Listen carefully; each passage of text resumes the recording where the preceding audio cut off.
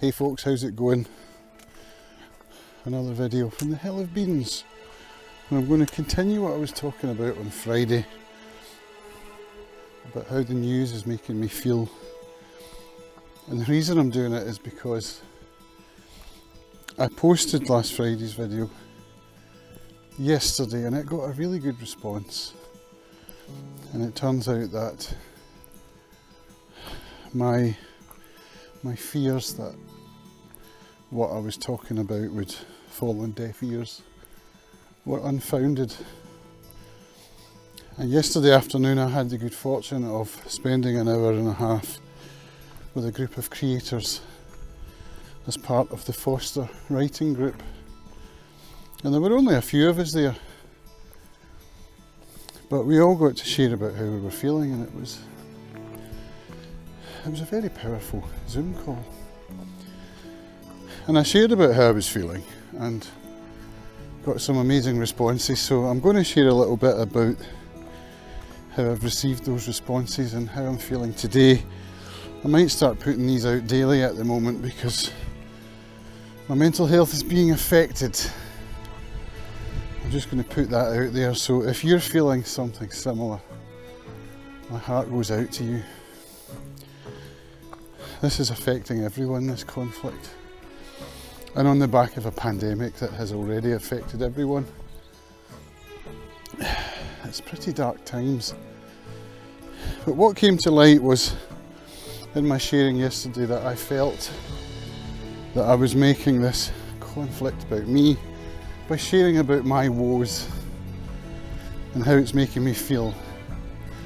And that made me feel guilty and unworthy compared to what some other people in the world are going through right now. But my friend Becky pointed out that everyone's pain is legitimate. And I mean, I know this, right? This is what I would say to someone else. Were they talking to me as I'm now talking to you? I would say exactly the same thing.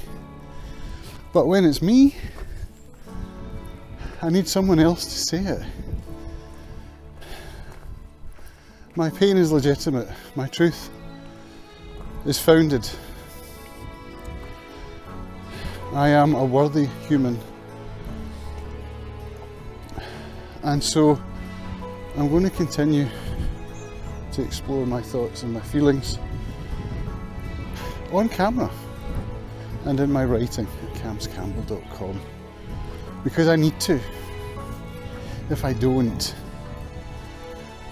it feels like it will implode inside of me. So there's a bit of an inner conflict going on with me with this fear of putting out these videos where I talk about my feelings and how they might be received, and knowing full well that I need to do this. So I'm going to do it. And it feels like, you know, because putting this content out there for other people,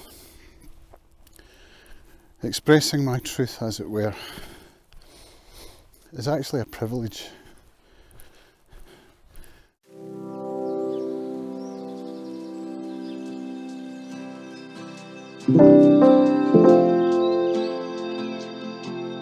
And I shared in my last video about how I was experiencing feelings of worthlessness,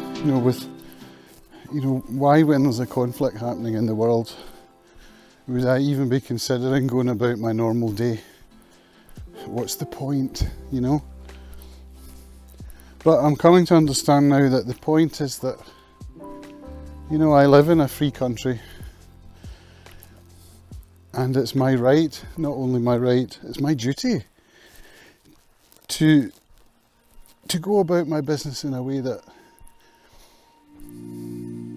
can help other people, to show people that you can be compassionate and still operate in the world in a positive way without allowing the news cycles to drag you down to a point of hopelessness. I think that's the point. The point is hope. You know, and people say that hope is a luxury and it's destructive. I don't believe that. Star Wars Episode 4 is called A New Hope for a reason. Content creation gives me hope. Hanging out in groups of creators gives me hope. Getting out the house, bringing the dog up here into this amazing countryside removes the fear a little bit, which allows the hope to shine through. The hope that's always there, but gets covered by layers and layers of negative news cycles. Like this afternoon, 1 o'clock news, I thought I would turn it on. I hadn't tuned in at all this morning to see what happened overnight. I did my normal routine. I did my morning pages with my coffee. I did my weekly review with my Notion friends on a Zoom call. It's an accountability group that meets every Monday at 11. I planned my week of content. And then it got to time for the 1 o'clock news. I thought I'll fire it on and see what's happening. So I did that. And I watched 30 minutes of news. All the news of Ukraine, which then went on, after the Ukrainian news was finished, it went on to talk about climate crisis. And it was showing scenes of flooding in Australia, scenes of famine in Africa. Obviously, I'm turning this off. Have died since Russia's invasion began. I was just getting dragged down into a pit of despair. And then I came up here. I almost didn't. There was a point where I was like, I'm just going to go and lie down for a minute. And I didn't. I got out. I did eat sugar. I've had some biscuits and, well, just biscuits really. Oh no, some chocolate gingers. The leftovers, the remnants from Christmas. And at the moment, that's my self-destruct. I'm not drinking, not taking any drugs. My self-destruct now is to pick up sugar. And my diet's been in the toilet for 3 or 4 weeks now.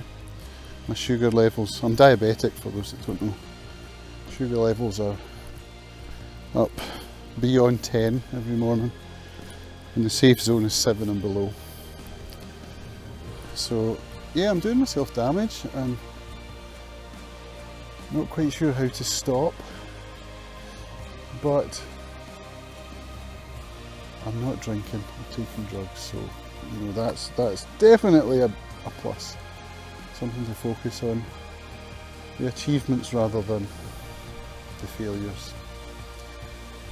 So yeah, I think the idea of continuing with my duty of expressing my truth to those out there who are feeling the same way. You know, as a 50-year-old man, I didn't expect to be feeling so insecure and fearful. But it's helping me a great deal to put this out there.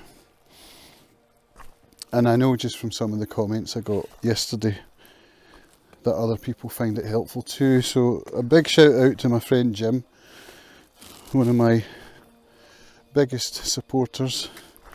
You know who you are. And to any new people who find this content and have left me some positive comments, I thank you sincerely. We'll get through this together somehow. Humanity will prevail. I think it always does. Often not in ways that we expect, but prevail it shall nevertheless. Thanks for watching. I'll see you in the next video. Bye for now.